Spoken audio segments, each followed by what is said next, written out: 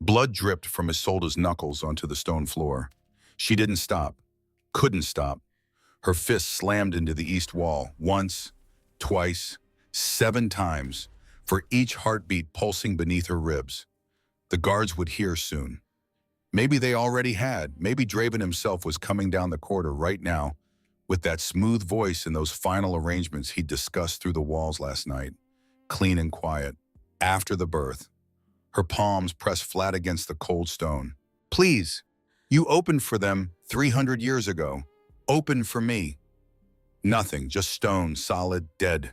She pressed harder, thought about the 7 impossible lives inside her, the 7-pointed map hidden behind the cracked mirror, the notation in ancient ink. Only blood of 7 opens. The wall shuddered.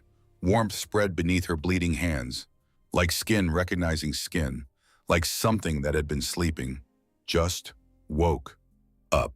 The mirror cracked on the 3rd night of the 8th month. Not dramatically, no thunder, no wind rattling the narrow window that had been Isolde's only view of the world for 243 days. Just a hairline fracture, running from the top left corner down through her reflection's throat. Isolde stood in her nightgown at 2 in the morning and stared at it. Counted her breaths the way the old midwife had taught her in the village where she'd grown up, before a king noticed her at a harvest festival and upended every quiet plan she'd ever made. In for 4. Out for 4. The baby kicked. Not the baby, babies. 7. Which was not a blessing in any language the council spoke. Which was not a miracle. Which was, according to Lord Draven Blackthorn, region of the kingdom while his cousin, the king, rode off to fight a war at the border 10 months ago. According to Draven, who spoke in that smooth, controlled voice through walls she wasn't supposed to be able to hear through, a catastrophe. In for 4. The 2nd baby kicked, then the 3rd. Isolde pressed both palms flat against the swell of her belly, felt them, all 7. 7 distinct heartbeats beneath her hands, which shouldn't be possible, which the court physician had said 3 times with increasing alarm was medically unprecedented in the entire recorded history of shapeshifter pregnancies. 7. Like the number mattered, like numbers were curses. She looked at the cracked mirror again. Behind the glass, between the frame and the wall, something, an edge of paper. Isolde moved closer. Careful, because the floorboards creaked, and the guard outside her door had excellent hearing, and also orders from Draven that she didn't fully understand but which involved the phrase constant supervision. She slid her fingers into the crack where the mirror frame met the stone wall. Felt paper, old paper, the kind that crumbles if you breathe on it wrong. She pulled. It came away in one piece. Not paper, parchment. A map, hand-drawn in ink so faded it was almost invisible. Isolde carried it to the candle by her bed, held it up to the light the map showed. She blinked. The map showed this room. Her room. The locked room where she'd spent 8 months eating meals delivered twice daily on trays and trying to convince herself that protection and imprisonment were 2 different things. Except the map showed something else. A doorway. In the east wall, where there was no doorway, just stone. She looked at the east wall, stone, solid, but the map insisted, with a small notation in handwriting so old it hurt to read. Only blood of 7 opens. The 4th baby kicked, hard, like emphasis. 2 years ago, Isolde had been standing in a field of barley when she first saw him. The king, who wasn't supposed to be at a village harvest festival, who was supposed to be at the capital doing king things that didn't involve small border territories where people grew grain and wove cloth and lived very quiet, very unremarkable lives. But there he was, Caspian Blackthorn, 33 years old, dark hair, dark eyes, the kind of face that looked like it had been carved by someone who understood drama. He'd been laughing. That's what she remembered most. Not the crown, the laugh. Deep and genuine, and completely unexpected on a man who'd lost his wife 2 years prior and hadn't been seen smiling since. He'd looked at Isolde across a crowd of people with pedigrees and land titles and things that mattered. And he'd smiled, not the political smile, the real one. Do you know how to weave? That was the first thing he said to her. Not hello, not I'm the king and you're going to curtsy now. Just, do you know how to weave? Isolde had looked at him, at this man who ruled the northern territories and commanded armies and signed documents that decided whether people lived or died. and she'd said, "Do you know how to not ask stupid questions?" The entire field went silent. Someone behind her made a sound like they were choking. Caspian Blackthorn stared at her for 3 seconds, then laughed. That same deep, genuine sound. "I deserve that." "You did." I saw you weaving earlier. The pattern was. I've never seen anything like it."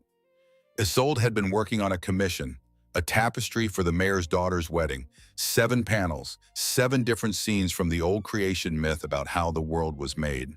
She'd been on panel 4. The one where the first 7 stars decided to come down from the sky and become wolves. "It's not finished." "Can I see it anyway?" She should have said no. She should have curtsied and called him Your Majesty, and remembered that girls who wove cloth in border villages didn't have conversations with kings. But his eyes were kind, and he'd asked, not commanded, so she'd shown him. And he'd stood there for 20 minutes studying each panel with the focus of someone who actually cared about the work. Not the weaver, the work. This one, he pointed to panel 5, the one she hadn't started yet. The one that would show the 7 stars realizing they couldn't go back to the sky. That becoming wolves meant staying wolves. That some choices were permanent. What happens in this one, they accept it. Accept what? That transformation isn't a tragedy. It's just different. Caspian looked at her, really looked. "You don't think it's a tragedy? Do you think long enough that Isolde thought she'd said something wrong? Then, no, I don't think it's a tragedy." His voice had changed, gone quiet. The kind of quiet that meant the words underneath the words mattered more than the ones being spoken. "But everyone else does. Everyone else isn't right about everything." Another pause. "Will you have dinner with me?" Isolde's brain stuttered. What? Dinner, tonight. If you're not, I know I'm doing this wrong." The king of the Northern Territories was nervous, stammering, looking at her like he'd forgotten how words worked. "You're the king." "I know. I'm nobody." "That's not true. I have no family name, no land, no title. I weave cloth for merchants who sell it in markets.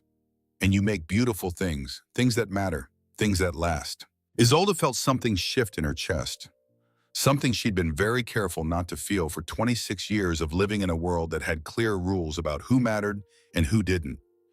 "Dinner would be, yes, okay." Caspian smiled, the real one again. "I'll send a carriage at 7. I can walk. It's 3 miles to the inn." "I have legs." He laughed again. "You really don't care that I'm the king." "Should I?" "Most people do." "I'm not most people." "No, you're really not." The east wall was exactly as solid as it looked. Isolde stood in front of it at 3 in the morning with the map in one hand and her other hand pressed flat against cold stone. Nothing. No seam, no hidden mechanism, no dramatic revelation. Just a wall, which meant the map was wrong. Or, she looked down at the notation again. Only blood of 7 opens. Blood of 7, 7. Isolde pressed both palms against the wall, closed her eyes. Thought about the 7 heartbeats she'd been feeling for 8 months. 7 small, fierce, impossible lives that didn't know their mother was currently locked in a room with no plan, and approximately 4 hours before Lord Draven made whatever arrangements he had been discussing, through walls with Commander Voss. The wall, warmed. Isolde's eyes snapped open, the stone beneath her palms, not cold anymore. Warm, like skin, like something breathing on the other side. And then, she felt it, not with her hands, with something deeper. The 7 heartbeats, not just in her belly, in the wall, pulsing, synchronized, 7 small hearts beating in rhythm with 7 small hearts beneath her palms. The wall shivered. Isolde stepped back. A seam appeared, vertical, running floor to ceiling exactly where the map had indicated. Then the seam widened. The section of wall, maybe 3 feet across, swung inward, silent, smooth, like it had been waiting 300 years and knew exactly how to open when the time came. Cool air exhaled from the darkness beyond. It smelled of iron, of old earth, of something that hadn't seen light in longer than anyone living could remember. A staircase descended into the dark. Isolde stared at it for exactly 2 seconds. Behind her, the guard outside her door shifted, boots on stone. She didn't think. She stepped through. The wall closed behind her, smooth, silent, complete. She stood in total darkness with both hands on the walls and her heart slamming against her ribs so hard she was certain someone 3 floors up could hear it. Counted 1, 2, 3, listening for the sound of the wall being discovered, being opened, boots pouring through. Nothing. Silence. And below, far below, the faint drip of water. Isolde put one hand on the wall, stone again, cold, ordinary, like the warmth had served its purpose and was finished. She began to descend. The stairs were narrow, very old, worn smooth in the center from the passage of many feet over many years. Someone had used these stairs. Someone had used them often enough to leave their path in the stone. She counted steps as she went. 14, 20, 33. The stairs curved. The darkness changed quality. Not lighter, different. A faint luminescence clung to the walls. Pale green, like foxfire. Just enough to see shapes. Just enough to see what waited at the bottom. Isolde stopped on the last step, stared. The room, circular, maybe 20 feet across, vaulted ceiling that rose into shadow. The floor was smooth stone, covered in dust thick enough to show that no one had been down here in a long time, except for one area, a wide space near the center, where the dust had been disturbed recently. Not swept, disturbed, like someone had walked there, or something had moved. 7 braziers lined the walls, evenly spaced, all of them dark, all of them cold, carved from stone that matched the walls.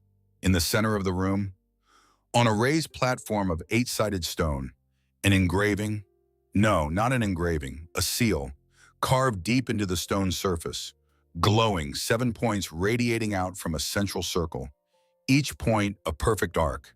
Each arc connected to the next by lines so precise they looked like they'd been drawn by someone who understood geometry in a language that didn't exist anymore. The light came from inside the stone, pale gold, pulsing, slow, steady, like a heartbeat.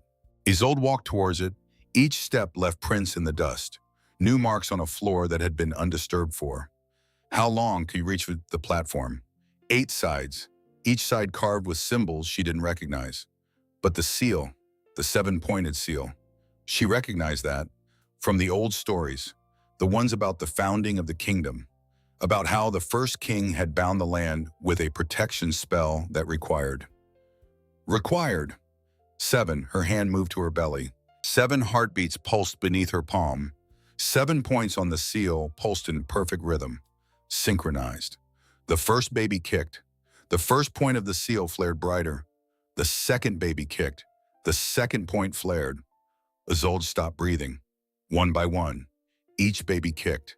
Each point responded, until all 7 were glowing bright enough to cast shadows on the walls, bright enough to make the 7 dark braziers around the room suddenly light, one by one. Starting from the point closest to the staircase, moving clockwise, red, orange, yellow, green, blue, indigo, violet, 7 flames, 7 colors, all of them burning without fuel, without sound, just light, pure and clear and impossibly old. Isolde's hands were shaking. She reached toward the seal, her fingertips an inch from the glowing surface, and the world shifted. Vision, 3 seconds, maybe less. A woman, pregnant, standing exactly where Isolde stood now, same platform, same seal. But the seal was dark. The braziers were unlit. The woman's hands were on her belly. She was crying. Behind her, men in armor, pulling her away. She fought, screamed, a word Isolde couldn't hear. The men dragged her up the stairs. The seal stayed dark. The room stayed dark. And then, blood, seeping down the stairs, pooling on the floor. The seal cracked. Not metaphorically, actually cracked. The 7 points fractured. The central circle shattered. And the light, what little light there had been, went out. Isolde gasped, stumbled back from the platform. Her hands flew to her belly, protective, instinctive. The babies, all 7, kicked in rapid succession, like they'd felt it too, like they knew. What in the name of... A voice behind her, sharp, female, very much alive. Isolde spun. A woman stood at the base of the stairs. Old, maybe 65. Silver hair pulled back in a bun that had clearly been arranged in haste because several strands escaped at odd angles. She wore a servant's dress, dark wool, practical, and she was looking at Isolde with the expression of someone who has just witnessed something that violates several fundamental laws of nature and is deeply personally offended by it. The wall opened. The woman said this like an accusation. Yes. The wall hasn't opened in 300 years. I found a map. A map. In my mirror. In your mirror. Behind it. The woman stared at her, then at the glowing seal, then at the 7 braziers burning their impossible rainbow light, then back at Isolde. You're the girl. What? The one carrying. How many did Draven say? 7. Isolde's breath caught. You know about. Child, I've worked in the kitchens of this castle for 31 years. I know about everything. The woman walked past Isolde, not afraid, not hesitant, just walked straight to the platform and looked down at the glowing seal with the critical eye of someone inspecting produce at market. My grandmother told me about this room. Your grandmother? She was head cook here 80 years ago. She said there was a sealed chamber under the east wing that would only open for, well, she never said exactly.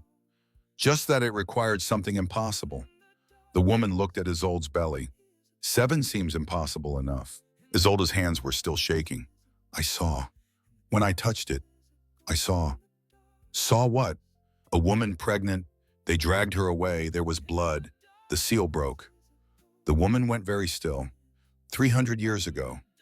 What happened 300 years ago? The kingdom lost its protection. We were invaded, lost 2/3 of our territory, spent 200 years at war. The woman's voice was matter of fact, the tone of someone reciting history they'd heard too many times.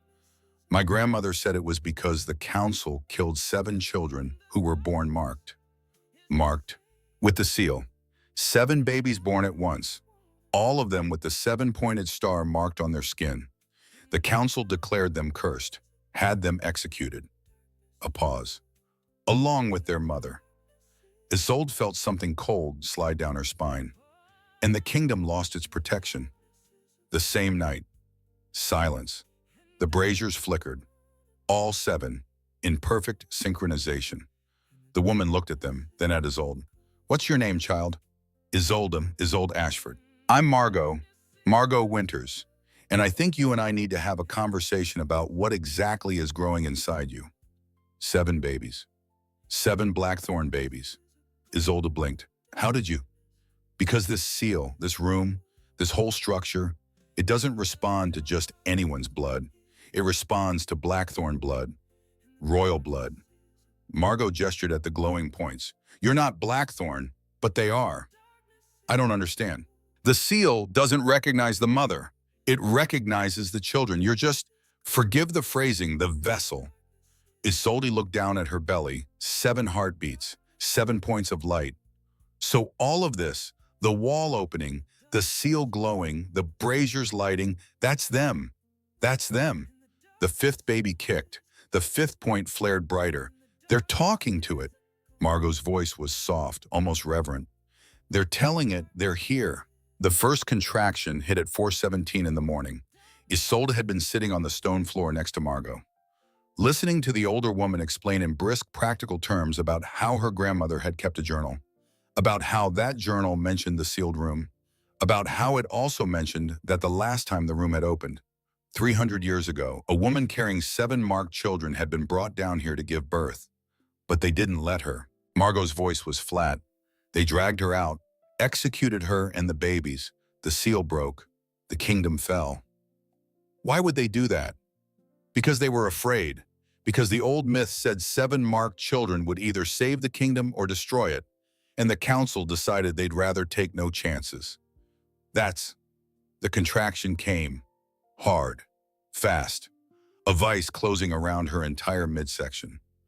Isolde doubled over, breathed through her teeth. Margot was beside her instantly. How far along are you? 38 weeks. That's not what I asked. How far apart are the contractions? That, that was the first one. Went pow just now. Margot's hand was on Isolde's back, steady, warm. The contraction passed. Isolde straightened. I need, I need to get back upstairs. If the guard realizes I'm gone. The guard outside your room is named Oswin Gray. He's 63 years old, has a knee that predicts rain, and has been bringing me extra bread from the bakery every Tuesday for the past 6 years. Isolde stared at her. He's the one who told me the wall in your room was warm 3 days ago. He touched it during his rounds, said it felt like something was breathing on the other side. He knew, he suspected, and he might have mentioned it to someone. Who? I don't know. But 2 days ago, a rider arrived at the castle, traveled through the night, went straight to the king's chambers. Isolde's heart stopped. The king's chambers are locked. They were unlocked that night. Caspian's at the border. Or he was. Hope, dangerous, sharp, rising in her chest like a blade. You think. I think Oswin Gray is a good man who doesn't like watching innocent women get locked in rooms for 8 months. And I think good men sometimes do things that could get them executed if anyone finds out. Another contraction, faster than the first. Isolde gripped the edge of the platform, counted breaths. In for 4, couldn't manage 4. In for 2, out for 2. 12 minutes, Margot's voice. Calm, clinical. That's too fast. I know. We need to get you somewhere safe. The room upstairs is locked from the outside, with guards who answered to Draven. Then where? Margot looked around the chamber, at the glowing seal, at the 7 braziers burning their rainbow light, at the ancient stone that had been waiting 300 years for exactly this. Here. This room opened for your children. Not for you, for them. Because they're Blackthorn. Because they're the 7. Margot's eyes met Isolde's. This is the safest place in the kingdom. But there's supplies, water. I can't give birth on a stone floor. My quarters are in the sub-level kitchen. 2 corridors from here. I can get what we need. Margot. What? Why are you helping me? The older woman was quiet for a moment. Then, because 34 years ago I had a daughter. She was born too early, too small. She didn't survive. Margot's voice didn't waver, but her hands did. And every day since I've wondered if there was something I could have done differently. Something I could have said. Some way I could have fought harder. She looked at Isolde. I can't change what happened to my daughter, but I can make damn sure it doesn't happen to yours. Isolde felt tears burn behind her eyes. I don't know how to do this. Do what? Any of this. Be a mother to 7. Be whatever I'm supposed to be. You don't have to know yet. You just have to survive long enough to figure it out. Footsteps, above them, distant but distinct. Boots on stone. Multiple sets. Margot looked up at the ceiling. That's the guard rotation early. They're searching. For you. Another contraction. Harder. Longer. Isolde bit down on her lip to keep from crying out. When it passed, she looked at Margot. There's something else. What? Before the contraction, before you found me, I heard voices. Where? Isolde pointed up. Not at the stairs, at the ceiling. At a spot directly above the platform where the seal glowed. There, through the stone, like there's a ventilation shaft or something. What did you hear? 2 voices, Draven's and Commander Voss. What were they saying? Isolde's throat tightened. Make the arrangements, after the birth, clean and quiet. The silence that followed had weight. Margot's face, which had been calm and practical and steady, went hard. That bastard. I'm not supposed to survive this. No, you're not. Which means we have approximately 6 hours before Draven comes looking, expecting to find you in your room, conveniently in labor, conveniently weak. Margot stood. He's not going to find you. Where? Here, where the only thing protecting you is 300 years of magic and 7 babies who are apparently conversing with ancient seals. Margot headed for the stairs. I'll get supplies. You. Try not to have those babies before I get back. Margot. The older woman stopped, turned. Thank you. Thank me when we're both still alive in 12 hours. She disappeared up the stairs. Isolde was alone, with 7 glowing points, 7 burning braziers, and 7 babies who were apparently the key to a protection spell that had been broken 300 years ago when the kingdom decided fear was stronger than faith. She pressed her hands to her belly, felt them, all 7. Okay, I don't know if you can hear me. I don't know if you understand anything that's happening, but we're going to do this together, all 8 of us, and we're going to survive because, her voice broke slightly, because I'm not letting anyone take you from me. Not Draven, not the council, not history, not fear. The 7th baby, the smallest one, the one she'd been worried about for months because it barely moved. Kicked. Once. Deliberate. Gentle. Like agreement. Like promise. The seal pulsed, all 7 points in perfect synchronization. And somewhere far above, in the castle corridors where guards searched rooms and checked locks and followed orders, from a man who had decided 8 months ago that some lives were expendable. A door opened. Footsteps. Heavy. Familiar. A voice. Deep. Rough with exhaustion and fury, and something that sounded like it had been barely contained for 10 months. Where is she? Isolde's heart stopped. She knew that voice. Knew it like she knew her own heartbeat. Caspian. He'd come back. The footsteps stopped. Directly above the chamber. Isolde looked up at the vaulted ceiling where shadow met stone and ancient dust hung suspended in air that hadn't moved in 3 centuries. Listened. Voices, muffled by rock and time, and the particular acoustics of a castle built to keep secrets. But clear enough. She's not in her room. That was Draven. Smooth, controlled. The voice of a man who had spent 10 months planning something and was now discovering variables he hadn't accounted for. The window's too narrow. A second voice. Commander Voss, military precision wrapped in vowels. The door was locked from the outside. Then where? Silence. The kind that meant someone was thinking, someone was recalculating. Isolde pressed both hands against her belly, felt 7 heartbeats accelerate in perfect synchronization. They knew, somehow. They knew danger was close. Another contraction built, slow, inexorable, like a wave gathering itself before it crashed. She breathed through it. 4 counts in, couldn't manage 4, 2 in, 2 out. The seal beneath her pulsed brighter, all 7 points flaring in rhythm with her breathing, which was not subtle, not quiet. If anyone looked down through the ventilation shaft directly above this platform, they would see light, golden light, radiating from a room that had been dark for 300 years. The contraction peaked. Isolde bit down on her sleeve to keep from making sound, tasted wool and copper and the particular flavor of fear that came from knowing you were about to give birth in a hidden chamber, while men who wanted you dead searched rooms 20 feet above your head. The contraction passed, she exhaled, shaking. The seal's light dimmed slightly, still glowing, still pulsing, but softer now. Like it was trying to help, trying to stay hidden. Footsteps again, moving away, toward the west wing.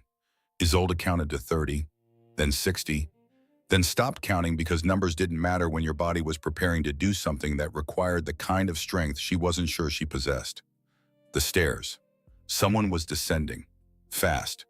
Not the careful, measured pace of someone navigating old stone in darkness. The reckless speed of someone who knew exactly where each step was and didn't care about caution. Margot appeared at the bottom, arms full, blankets, water, a leather bag that looked like it had been packed by someone who'd delivered enough babies to know exactly what was needed and in what order. He's back. Isolde said it before Margot could speak. I know. You know. The entire castle knows. He rode through the main gate 7 minutes ago. Horse half dead. Caspian looked worse. Went straight to your room. And found it empty. And found it empty. Margot set down her supplies, began arranging them with the brisk efficiency of someone who didn't have time for panic. Draven's telling him you went into labor early, that you were moved to the birthing chamber in the North Tower for better care. There's no birthing chamber in the North Tower. Exactly. Isolde stared at her. You're buying us time. Oswin's buying us time. He's the one who suggested it. Told Draven he saw the midwives taking you there 2 hours ago. There are no midwives. Draven doesn't know that yet, but he will, soon. Margot looked at Isolde with eyes that had seen too many things go wrong and had decided a long time ago that the only response to catastrophe was ruthless practicality. How far apart? 10 minutes. That's fast. I know. Have your waters broken? Not yet. They will, soon, and when they do, we need to be ready because 7 babies don't wait for convenient timing. Another contraction, harder than the last. Isolde gripped the edge of the platform. Stone bit into her palms. The seal flared, all 7 points simultaneously, so bright the chamber filled with golden light that cast their shadows huge and distorted against the walls. Margot looked up, at the ventilation shaft, at the light pouring through it like a beacon. That's going to be a problem. Can't control it. Words came in gasps, between breaths, between the vice tightening around her entire midsection. I know, but if Caspian sees light coming from beneath the east wing, he's going to footsteps. On the stairs? Different from Margot's, heavier, faster, a man's stride. Margot moved, positioned herself between Isolde and the staircase. Didn't draw a weapon, didn't need to. Just stood there with 65 years of kitchen authority radiating off her like heat off stone. The figure that appeared at the bottom of the stairs was tall, too tall for the low ceiling, dark hair longer than it had been, jaw unshaved, travel clothes worn at the seams. He looked like a man who'd been moving fast for a very long time and hadn't stopped to consider whether he was ready for what he was moving toward. Caspian Blackthorn stepped off the last stair, into the light of 7 burning braziers, saw the chamber, stopped. Not gradually, all at once. Like someone had cut his strings, his eyes moved across the space, the circular walls, the vaulted ceiling, the 7 braziers burning impossible rainbow light, the platform, the seal, 7 points glowing gold, and finally, Isolde. Everything about him went still. The Chronicles room, his voice was hoarse, rough with exhaustion and something that sounded like awe and horror fighting for dominance. You know about this place, Margot's question. Sharp. Caspian didn't look at her, couldn't look away from Isolde. I thought it was a myth, a legend, something the founding king invented to, he stopped, started again. My father told me about it once, said there was a room that would only open when 7 Blackthorn lives existed in one body. Your father knew. He said it was impossible, that it required a woman to carry 7 at once, that shapeshifter biology didn't allow for, he stopped again, because his eyes had dropped to Isolde's belly, to the evidence that biology had opinions and sometimes changed them. The expression that crossed his face was complex, devastation and relief occurring simultaneously. The look of a man seeing proof of something he'd been told was a lie. Draven said they died, Isolde's voice, steadier than she felt. In the first month, complications. You recovered, but there was nothing. His throat worked. He was very thorough about it. He was thorough about many things. Caspian's jaw set. That muscle jumping, that meant he was containing something large. Where is he? Upstairs, looking for me in a birthing chamber that doesn't exist. Why, plank? Another contraction hit. Harder, longer. Isolde doubled over. Couldn't help it. Couldn't breathe through this one. It was different, bigger. The kind that meant transition was coming. That meant the body had made its decision and was no longer accepting input. The seal erupted, all 7 points blazing so bright the chamber filled with light like noon, like someone had opened a door to the sun. Margot was beside Isolde instantly. That's transition. I know.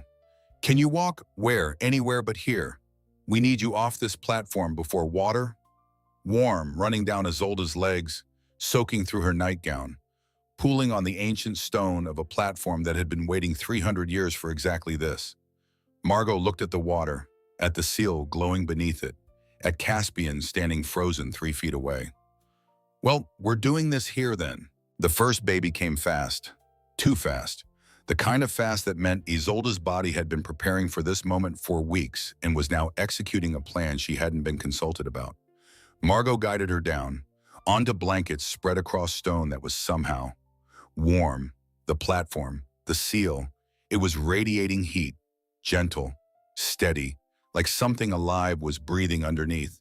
I need you to push, Margot's voice, calm, professional. The voice of someone who'd done this before and knew exactly what happened next. Isolde pushed, felt something shift, something huge and impossible moving through her, felt her body open in ways that should have hurt more than they did. Except the warmth from the seal, it was helping somehow, easing the way. Again, she pushed. The first point of the seal, the one closest to her right hand, flared so bright it was almost white, and the first baby emerged into Margot's waiting hands, small, gray, covered in fluid and fury. A boy. He opened his mouth, screamed, not the tentative cry of a newborn figuring out lungs, the full-throated roar of someone who had opinions about this situation and intended to share them. The red brazier, the first one, the one that had been burning steady flame, went dark, extinguished, like something had reached over and blown it out. But the first point of the seal, the one that had just flared white, stayed bright, brighter than before, pulsing, alive. Margot wrapped the baby in cloth. He's perfect, her voice thick. He's loud, Isolde managed. Between gasps, he's your son. Caspian, who had been standing useless and frozen, moved, knelt beside Isolde, reached out, stopped. Can I? Yes. Margot placed the screaming baby in his father's arms. Caspian looked down at the small, furious creature, at the son he'd been told didn't exist, at proof that everything Draven had said for 10 months was lies. All lies. The baby stopped screaming, looked up at his father with dark eyes that were impossibly alert for someone 7 seconds old. Then, kicked, hard, against Caspian's chest, like punctuation, like proof, like I'm here and you better remember it. Ash, Isolde said it without thinking. The name just arrived, fully formed. His name is Ash. Caspian looked at her, looked at the baby. Ash. He repeated it like a vow, another contraction. Bigger. I need him back. Margot's hands already moving, taking Ash, setting him carefully in a nest of blankets beside the platform. The second point of the seal flared. Here we go. The twins came together. Of course they did. 2 contractions, overlapping. No rest between, just both of them. Deciding simultaneously that now was the moment. A boy and a girl, born within 90 seconds of each other. The orange and yellow braziers went dark. Points 2 and 3 on the seals stayed bright. The twins didn't cry, not immediately. They looked at each other, tiny faces turning toward each other with the unerring accuracy of 2 creatures who'd spent 10 months as each other's entire world. Then, simultaneously, they made a sound, not quite a cry, not quite a coo, something between, a conversation in a language only they understood.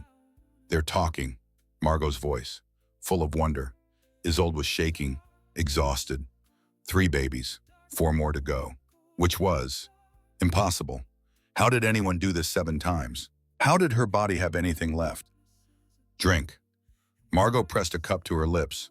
Water, cold, sweet.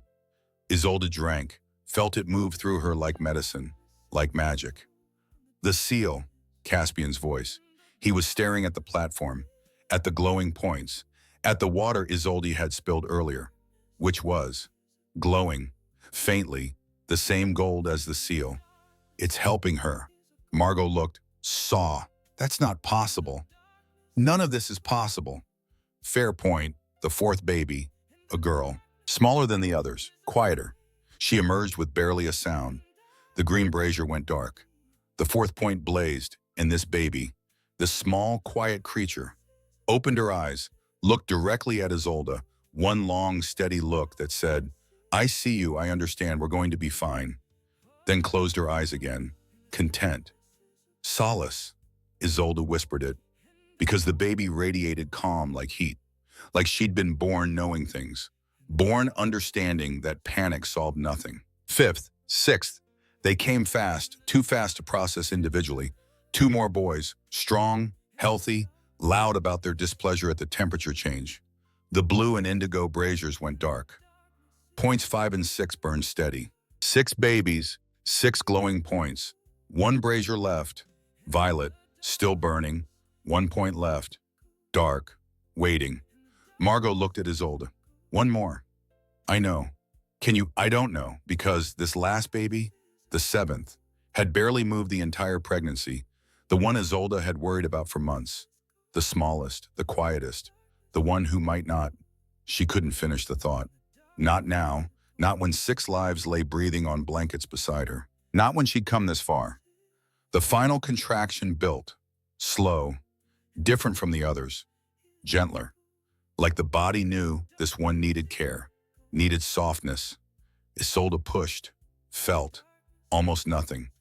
This baby was so small, so light. Margot's hands received her, a girl, tiny, gray, not moving. The violet brazier went dark. All 7 braziers, extinguished. The chamber lit only by the seal now, 6 points blazing, 1 dark. Margot wrapped the baby, rubbed her back, gently, firmly, the way you woke something that was sleeping. Nothing. No cry, no movement, no breath. Isolde's heart stopped. No, she reached for the baby. Margot gave her to her mother. This tiny creature who weighed almost nothing, whose chest wasn't moving, who was gray, too gray. No, no, please. Isolde pulled the baby against her chest, felt nothing, no heartbeat, no breath, nothing, except the seal, the 7th point, still dark, waiting. Isolde looked at it, at this ancient magic that had guided 6 babies safely into the world, at this protection spell that had been broken 300 years ago when 7 children died. She stood, shaking, weak. Margot tried to stop her. Isolde, you can't. Watch me. She crossed the 2 steps to the center of the platform, to the dark 7th point, knelt, held her daughter, this small, quiet life that hadn't even had a chance, and placed the baby's hand, so small, fingers like flower petals, directly on the dark point of the seal.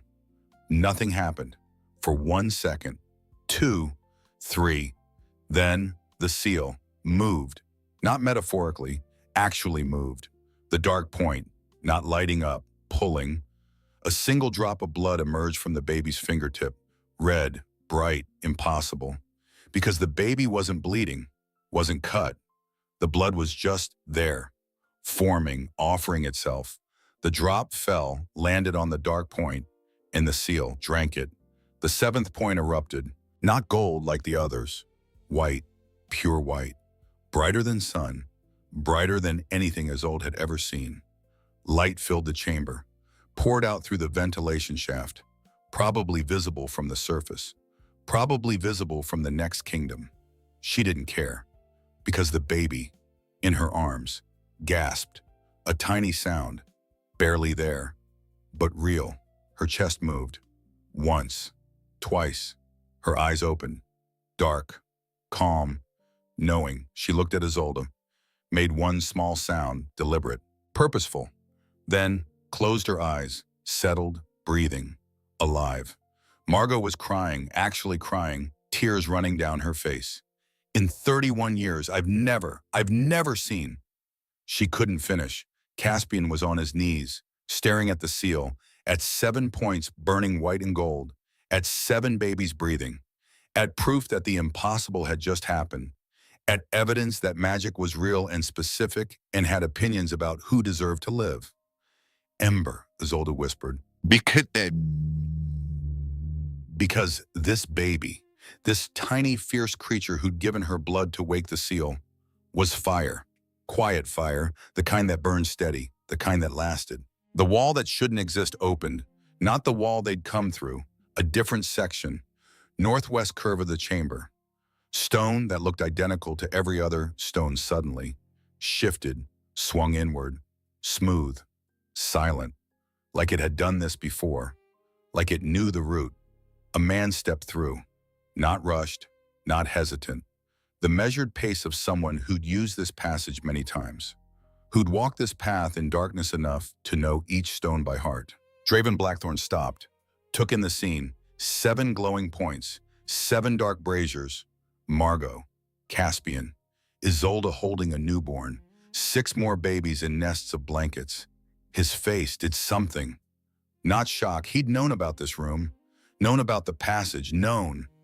What crossed his expression was resignation, the look of a man whose plan had encountered a variable he'd hoped wouldn't occur, but had always known might. "Cousin," his voice, smooth, controlled. "You move quickly." Caspian stood, not dramatically, just rose from where he'd been kneeling with the absolute stillness of someone who just made a decision and was done deliberating. "I received a letter." "Did you?" Anonymous, said there were 7 points on the blackthorn seal that had been dormant for 300 years, and that I had approximately 10 months of catching up to do. Draven's eyes flicked to Margot, back to Caspian. "Interesting. I thought so." Silence. The seal pulsed, 7 points in perfect synchronization, like a heartbeat. "You knew about them?" Caspian's voice, flat, not a question. "I suspected. You told me they died. I told you what needed to be said." "That's not an answer." "No, it's not." Draven stepped further into the chamber, looked at the 7 babies, at Ash, at the twins, at Solace, at Ember in Isolde's arms. Something moved through his expression, something complicated. "Do you know what 7 means?" "I know what you told me it meant. It's not about what I told you. It's about history, truth. The last 7 marked litter in the Blackthorn line was 300 years ago." Draven's voice had changed, the performance stripped back, something raw underneath. "Do you know what happened to that pack?" "I know the legend. The legend is sanitized, edited, made safe for bedtime stories." Draven looked at Isolde. "The truth is that 7 children were born marked. The council panicked, declared them cursed, and executed them along with their mother." "I know that part." "Do you know what happened after?" Silence. "The kingdom's protection shattered. The seal that had kept invasion at bay for 200 years broke. We lost 2/3 of our territory in 6 months. Spent the next 2 centuries at war." Draven's jaw tightened. 7 children didn't destroy the kingdom. The council's fear did. Isolde looked at him. At this man who'd kept her locked in a room for 8 months, who'd given orders through walls about arrangements and clean solutions. "You knew that." Not a question. "I knew. And you still, I was trying to prevent it from happening again. By killing them. By removing the variable before the council could panic. Before history repeated. Before..." He stopped, pressed his jaw together. "I thought I was protecting the kingdom. You were protecting yourself." Margot's voice, hard. "From what?" "From being the man who let it happen again. From being remembered as the regent who stood by while 7 marked children destroyed everything." She moved closer to Draven. "You weren't afraid of them. You were afraid of being afraid." The silence that followed had weight. Draven looked at the babies, at the seal, at the 7 points burning steady. "Nothing's happened." He said it quietly, almost to himself. "They're here. The seal is active. And nothing's collapsing, nothing's burning. The kingdom is..." "Fine," Caspian finished. "Yes. Which means the threat was never the children. No. It was the response to them." Draven looked at his cousin. "I spent 10 months preparing for catastrophe. I read every text, every council record, every fragment of history about what happened 300 years ago.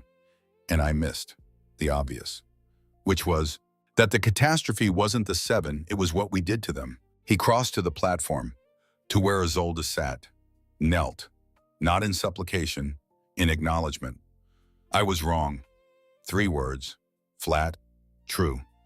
"I was afraid and I converted that fear into action before I let myself question whether the fear was justified." He held her gaze. "That's not absolution. I know that. I'm not offering it as one." Isolde looked at him. At this man who'd made her 8 months of prison, who'd decided her life was expendable, who was now kneeling on stone in a room that proved everything he'd believed was based on corrupted history. "No, it's not absolution." She kept her voice steady. "But it's a beginning." Movement from the corner of the chamber, behind one of the dark braziers. Margot stood, crossed to a section of wall Isolde hadn't noticed. Pressed, a panel, hidden, opened inside, a hollow space. And in that space, a book, old, leather-bound. Margot lifted it carefully. I found this. While you were, while the babies were coming, she carried it to the platform, set it down, opened to a marked page. The handwriting was faded, ancient, but legible. Read it. Margot's voice. Caspian leaned over, read aloud. I am Aldrich Blackthorne, King. Year of our founding, 1724. My wife has given birth to 7 children bearing the mark. The council fears them, says they will destroy the kingdom. I wanted to believe them wise. I signed the order. I watched my children die. I watched my wife die, and I thought I had saved my people. His voice cracked. The seal broke that night. The protection that had stood for 200 years shattered.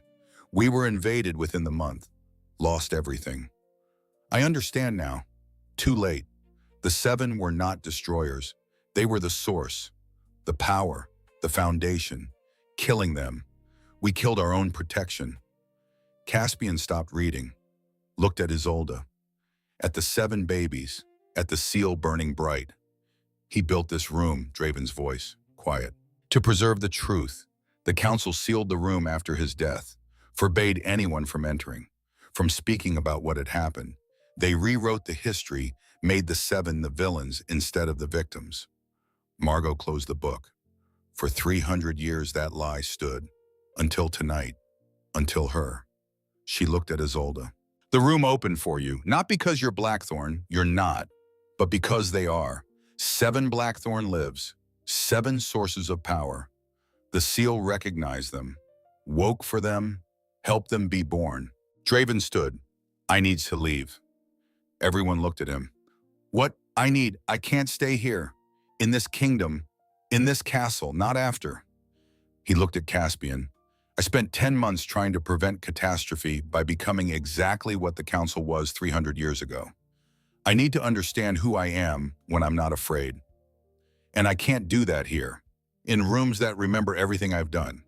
Caspian studied his cousin. Where will you go? I don't know. Somewhere, anywhere, somewhere I'm not the regent, not the Blackthorne heir, not the man who almost... He couldn't finish. Isolde shifted Ember in her arms. When you figure out who you are, come back. Tell us. Draven looked at her. You would want me back. I didn't say that. I said when you figure it out, come back. What happens then? We'll see.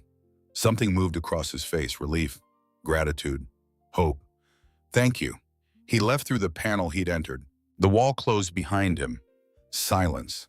Caspian sat beside Isolde, looked at Ember, at this tiny creature who'd given her blood to activate a seal, who'd chosen to live. I should have been here. His voice, raw. I received intelligence about an attack at the border. I left immediately. I didn't question it, didn't verify. I just left. The intelligence was false. Yes, Draven sent it. Yes, to separate us, to give him time to do what he thought needed to be done. Caspian's throat worked. I failed you. You came back. 10 months late, but you came back. Isolde looked at him, at this man she'd loved for 2 years, who'd left for what he thought were the right reasons, who'd believed the wrong person, who was here now, broken, honest, real. I'm not the same person I was 10 months ago. She said it carefully. I know. That person waited, expected, believed proximity to you meant safety. I don't wait anymore, and I don't assume safety. Whatever happens next, I need you to understand those aren't temporary conditions. He held her gaze. I understand. I don't think you do, yet, but you will. Ash, in his nest of blankets, kicked, hard, against nothing, just kicking, making his presence known. Caspian looked at his firstborn son, at this small, furious creature who had opinions about temperature and light and existence. Almost smiled. He's loud. He takes after his father. I'm not loud. You command armies. That's different. Is it? The almost smile became real. Brief, but genuine. Ember made a sound, small, deliberate, once. That was her pattern. One sound, always meaningful, never wasted. She's the quiet one. Margot said it, looking at Ember with an expression Isolde couldn't quite read. The ones who barely move, who watch, who wait, those are the ones who end up running things. She's 6 minutes old, and she's already decided blood sacrifice is an acceptable negotiation tactic. Imagine what she'll do at 6 years. Despite everything, the exhaustion, the pain, the absolute impossibility of the last 4 hours. Isolde laughed. It came out broken, a little wild, the laugh of someone who'd been terrified for so long that humor was the only other option. She pressed Ember closer, felt her daughter's heartbeat, steady, strong, alive.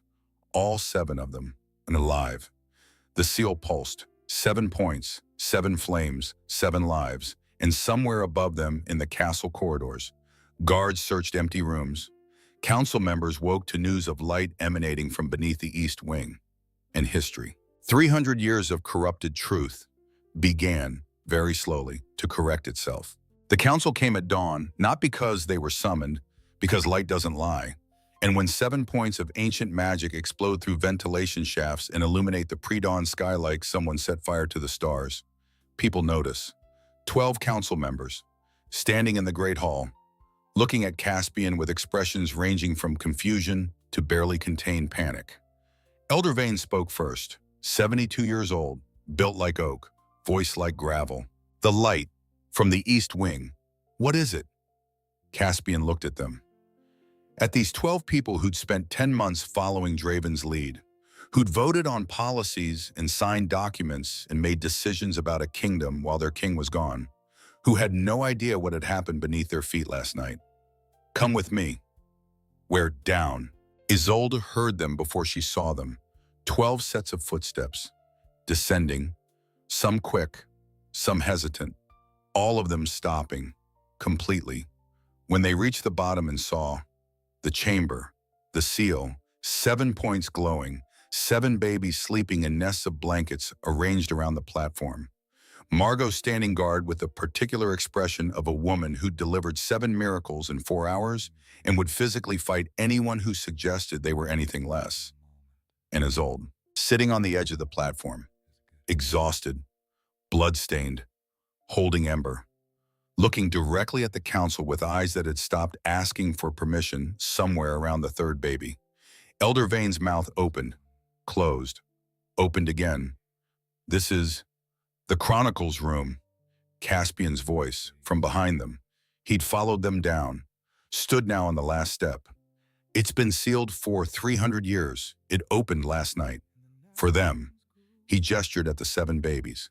Elder Maris, 68 years old, scholar, historian, the one who'd spent 40 years studying Blackthorn lineage, moved closer, stared at the seal, at the 7 points, at the precision of the geometry, the perfection of the light.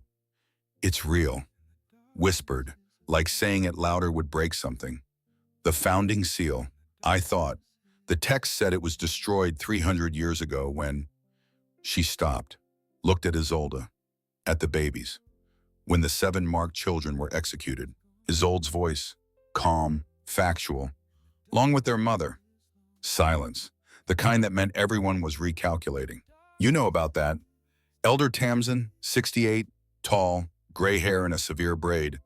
The one who'd spent 10 months asking the hardest questions, pushing back on Draven's policies, never quite accepting the official explanations. I found a journal.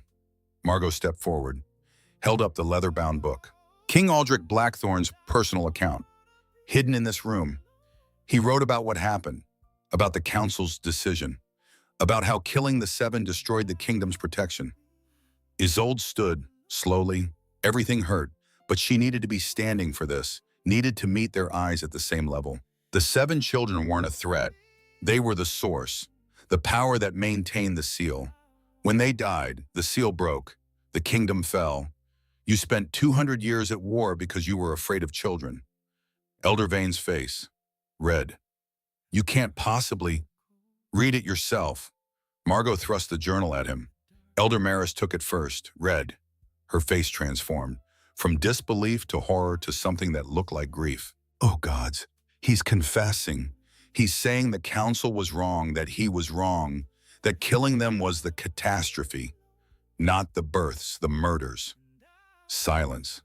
Heavy, crushing. Elder Tamsin moved, not toward the journal, toward the babies, toward Ember, sleeping in Isolde's arms.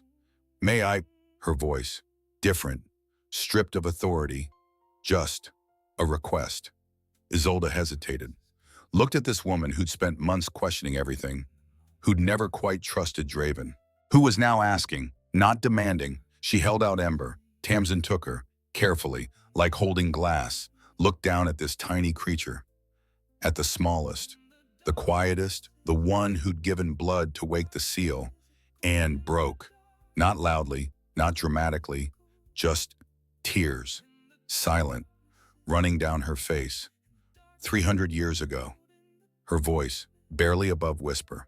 My ancestor, Matthias Tamsin, was the king's executioner. He was the one who killed the 7 children and their mother.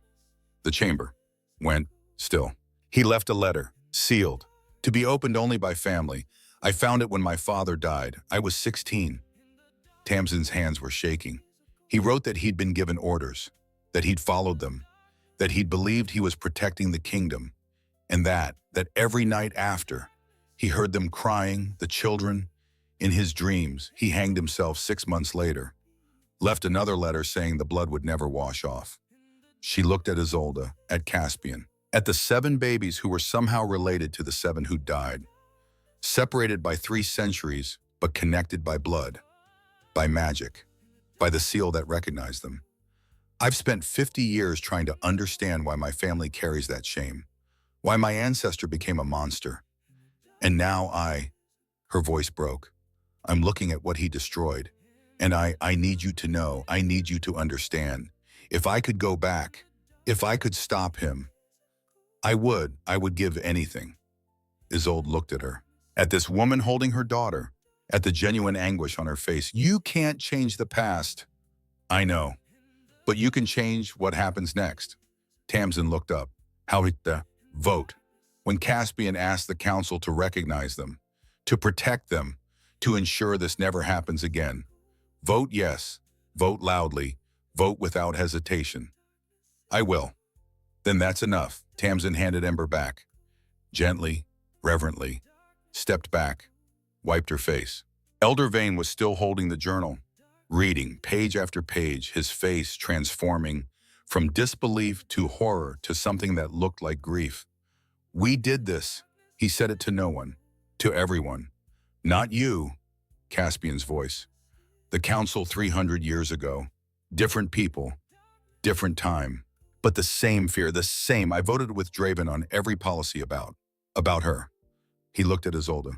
I believed him when he said 7 was impossible, dangerous, that you were a threat to stability. I voted to keep you confined, to limit your access to everything. I believed I was protecting the kingdom. You were protecting yourself. Margot, blunt, from having to question whether fear was justified. Vane looked at her, at this kitchen woman who had no title, no rank, no reason anyone should listen to her, except she was right. Yes, he said it simply. I was afraid, and I let that fear make my decisions. He crossed to Isolde, knelt, which at 72 with bad knees was significant. I was wrong. I don't know if apologies matter after months of complicity, but I'm offering one anyway. I was wrong. Isolde looked at him, at this man who'd voted to keep her locked away, who'd signed documents that made her a prisoner, who was now kneeling on stone in a room that proved everything he'd believed was built on lies. Apologies matter when they come with action. Vote to recognize them. Vote to change the laws that made this possible. Vote to open this room to the public, so everyone can see what fear does, what secrets cost. Vane stared at her. Open the room. Once a year, let people come down, see the seal, read Aldrich's journal, understand that the catastrophe wasn't the 7 children, it was the choice to kill them. That would undermine 300 years of lies. Margot finished. You mean lies? Silence.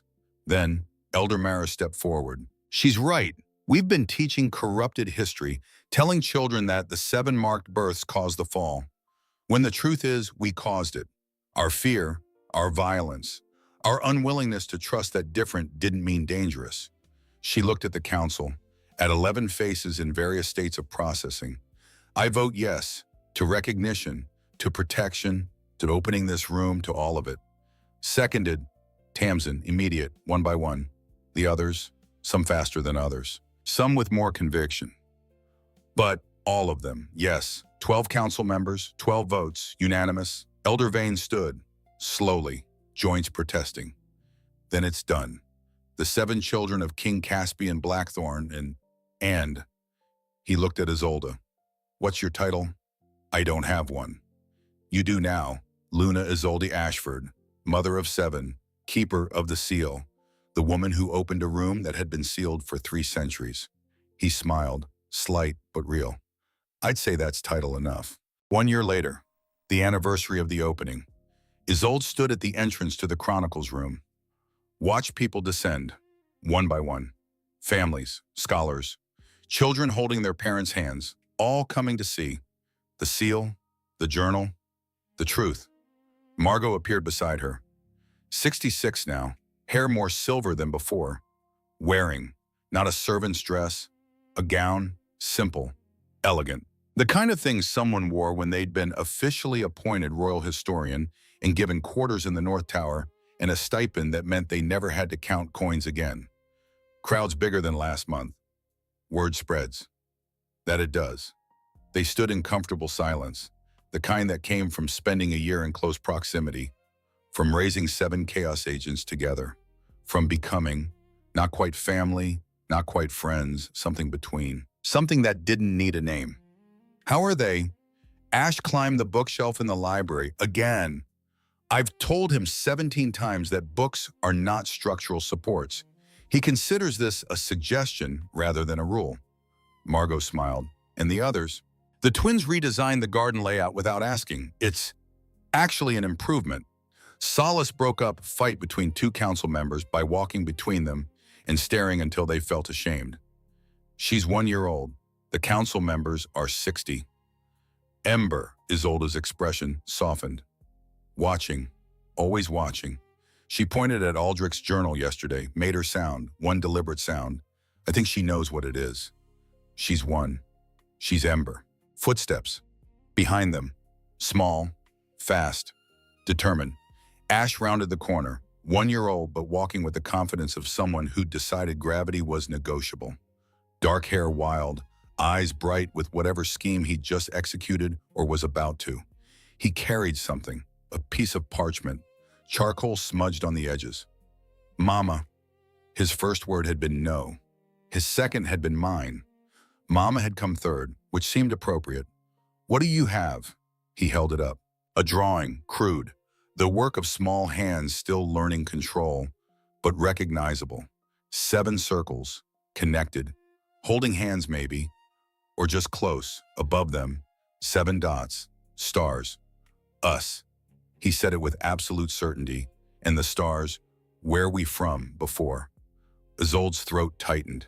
She knelt, eye level with her son, her firstborn, her loudest, her most certain that the world would bend to accommodate him.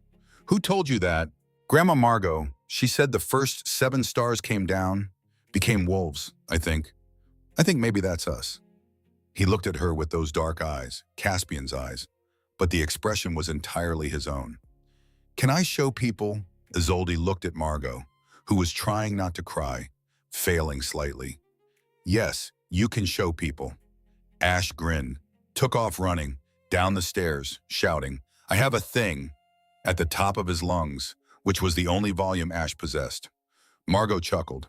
That one's going to be trouble. That one already is trouble. Fair. They watched him disappear, heard his voice echo up, explaining his drawing, using words he'd learned from Margot's stories, from Caspian's bedtime narratives, from Isolde's whispered promises in the dark. You came from stars. You came from magic. You came from love that refused to accept impossible. You should go down, Margot's voice, soft. They're here to see the room, not me. They're here to see both. You're part of the story now. Isolde descended. The chamber was full, maybe 40 people, standing around the seal, looking at the 7 points, at the journal displayed on a stand, at Ash explaining his drawing to a group of children who looked appropriately impressed. The twins were there too, somehow. 1-year-old and already masters of appearing where they weren't supposed to be, crawling around the base of the platform, touching the seal with small, curious hands, making it pulse brighter. Solace sat in Margot's arms, quiet, watching, always watching. She saw Isolde, made a small gesture. "Come here." Isolde crossed the chamber, stood near the seal. The crowd noticed, went quiet. "I'm not good at speeches." Her voice, steady, clear. "I'm a weaver. I work with thread and pattern and color. Not words, but someone told me recently that the truth matters more than eloquence." So she looked around the chamber, at faces young and old, at people who traveled miles to see this room, to witness proof that history could be corrected. 300 years ago, 7 children were killed in this room, along with their mother, because people were afraid, because different looked like dangerous, because it was easier to destroy than to trust. She gestured at the seal. The kingdom paid for that fear with 2 centuries of war, with loss, with suffering that could have been avoided if someone had just asked whether the fear was justified. Silence. Complete. "A year ago, I gave birth to 7 children. Here, in this room. Because it was the only place that was safe. Because the seal recognized them, protected them, helped them be born." Her voice, stronger now. "I'm not telling you this story so you'll think I'm brave, or special, or chosen. I'm telling you because the only difference between me and the woman who died here 300 years ago is timing. She was born when fear ruled. I was born when people like Margot decided truth mattered more than tradition." She looked at Margot, who was standing at the chamber entrance, holding Solace, crying without trying to hide it. The lesson isn't that 7 is magic, or that bloodlines matter, or that prophecy makes choices for us. The lesson is that fear, unchecked fear, kills. It kills children, it kills kingdoms, it kills the future. She knelt, placed her hand on the seal, felt it warm beneath her palm. "This room is open now, once a year, so you can see what fear cost, so you can read Aldrich's confession, so you can understand that the catastrophe wasn't the births, it was the response to them." She stood. "Go home, tell your children, tell your grandchildren, tell anyone who'll listen, that different doesn't mean dangerous. That fear is not wisdom. That the hardest thing, the bravest thing, is to question whether what you've always believed is actually true." Silence then. Someone started clapping, slow, deliberate. Others joined, until the chamber filled with the sound of 40 people, acknowledging, agreeing, accepting. 4 years after the opening, morning, first light, Isolde woke to silence, which was wrong. 7 children made noise. Always, even sleeping they made noise. She sat up, the bed was empty. Caspian sighed, cold. She dressed, fast, went to the children's rooms. Empty, all 7, gone. Panic, rising until she felt it. That pull, the same pull she'd felt the night the wall opened. The connection to the seal, to the chamber, to them. She ran down corridors, downstairs, to the east wing, to the hidden entrance that now stayed open, always, for anyone who needed it, down into the chamber, and stopped. 7 children, 4 years old, standing in a circle, around the seal, holding hands. Caspian stood against the wall, Margot beside him, both, watching. "They came down on their own," Margot whispered. "All 7, walked down like they knew exactly where to go." "What are they doing? Watch." Ash looked up, at the vaulted ceiling, at the darkness above, opened his mouth, and howled. Not the practice howl, not the tentative sound of learning. The real thing, deep, resonant, ancient. The sound that came from somewhere older than language. The twins joined, their voices weaving around his. Harmony, perfect, instinctive. Solace added hers, single, sustained. The note that held everything together. Ember, last, quiet, but clear, pure. The sound of something essential. The other two sons added their voices, creating layers, depth, complexity.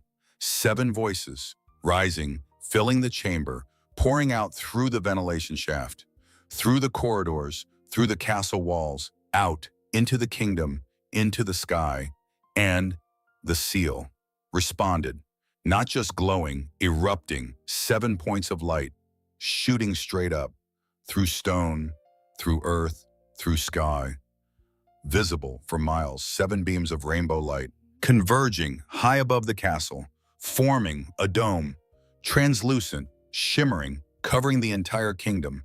The shield, the protection, lost 300 years ago, returned because 7 voices, 7 lives, 7 sources had spoken, and the ancient magic had listened. Isolde pressed her hand to her mouth, tears streaming. Margot was crying too, outright, no pretense. Caspian, staring at the light, at the shield, at proof that everything they'd fought for, everything they'd risked, had worked. The howling stopped. The 7 children looked at each other, then at their parents. Ash grinned. We did the thing. What thing? Isolde's voice, shaking. The thing we're supposed to do. The seal told us, in dreams. It said, when we're ready, come down, sing together, wake up the protection. The seal talks to you, not with words, with feelings, pictures. It's been teaching us for months. Sala stepped forward. We're the shield now, the 7 of us, together. As long as we're alive, as long as we stay connected, the kingdom is protected. Ember, quiet as always.